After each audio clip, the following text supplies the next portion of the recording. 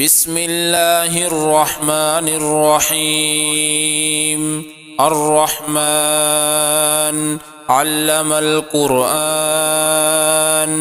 خلق الإنسان علمه البيان. الشمس والقمر بحسبان، والنجم والشجر يسجدان. والسماء رفعها ووضع الميزان، ألا تطغوا في الميزان، وأقيموا الوزن بالقسط ولا تخسروا الميزان. والأرض وضعها للأنام، فيها فاكهة والنخل ذات الأكمام، والحب ذو العصف والريحان. فبأي آلاء ربكما تكذبان؟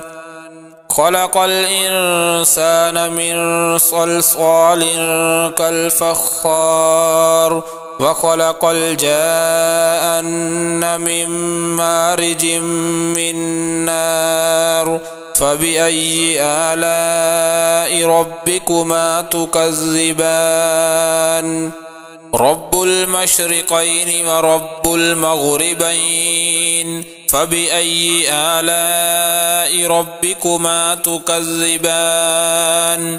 مرج البحرين يلتقيان، بينهما برزخ لا يبغيان. فبأي آلاء ربكما تكذبان؟ يخرج منهما اللؤلؤ والمرجان. فبأي آلاء ربكما تكذبان؟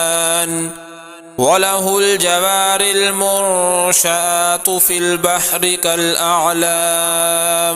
فبأي آلاء ربكما تكذبان؟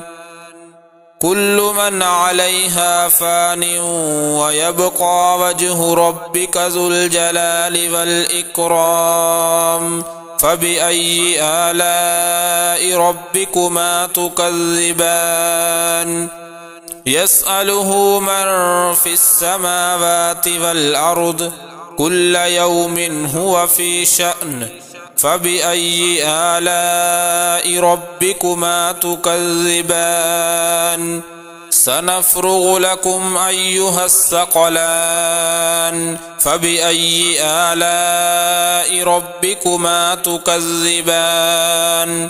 يا معشر الجن والإنس إن استطعتم أن تنفذوا من أقطار السماوات والأرض فانفذوا، لا تنفذون إلا بسلطان. فبأي آلاء ربكما تكذبان؟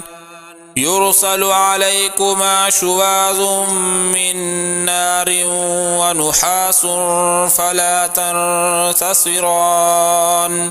فبأي آلاء ربكما تكذبان؟ فإذا انشقت السماء فكانت وردة كالدهان. فبأي آلاء ربكما تكذبان؟ فيومئذ لا يسأل عن ذنبه إنس ولا جان. فبأي آلاء ربكما تكذبان؟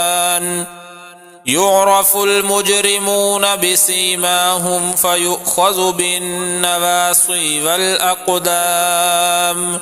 فبأي آلاء ربكما تكذبان؟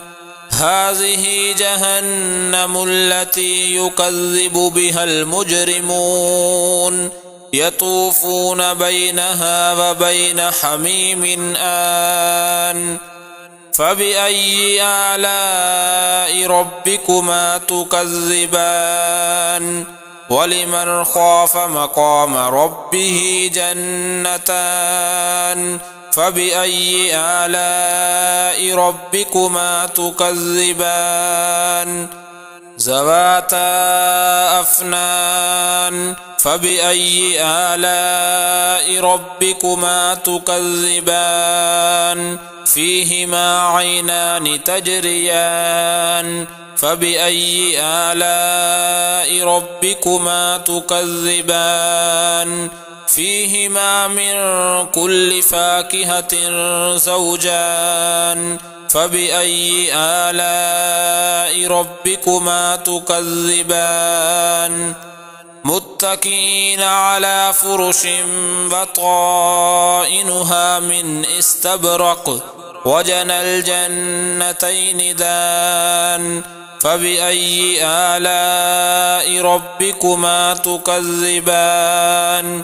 فيهن قاصرات الطرف لم يطمثهن إنس قبلهم ولا جان فبأي آلاء ربكما تكذبان كأنهن الياقوت والمرجان فبأي آلاء ربكما تكذبان هل جزاء الإحسان إلا الإحسان فبأي آلاء ربكما تكذبان ومن دونهما جنتان